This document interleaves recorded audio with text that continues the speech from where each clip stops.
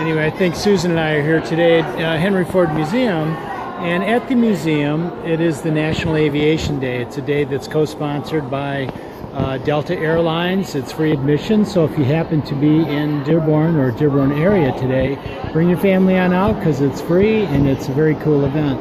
But I wanted to read something real quick, and it is this: Heroes of the Sky, Adventures in Early Flight.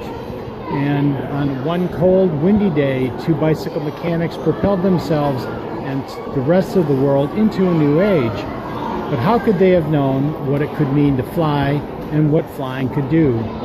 See, advancements during the years of 1903 to 1939 began to answer those questions. From a kit-like plane wobbling over sand dunes to streamlined sophistication of the DC-3, adventurers, innovators, and risk-takers found uses for these amazing machines. Over a century has passed since then. Here you can learn the stories of men and women whose early dedication to flight made it possible for all of us to take to the skies. So here is a replica. Hopefully you can see it, a replica of the plane that the Wright brothers flew. The original, I believe, is at the Smithsonian Institution. But this one is here in Dearborn, and it gives you a very cool idea of what the early plane looked like, and it's sitting on top of sand and whatnot. But it's a very interesting exhibit. They also have at the Greenfield Village or Henry Ford Museum a replica of the Spirit of St. Louis.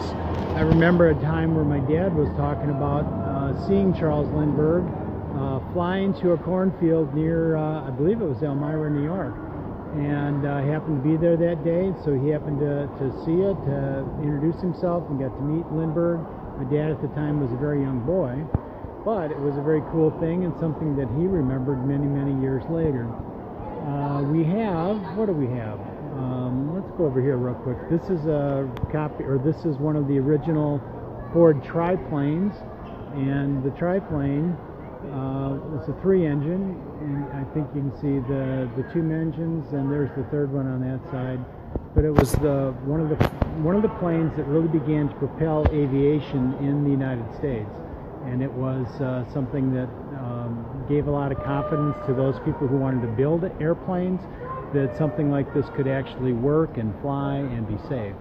So anyway, we're having a great time. Susan and I are here today at Greenfield Village and Henry Ford Museum for the National Aviation Day. If you have a chance to stop on out, because it's a very cool thing. Anyway, hope you have a great day and great weekend.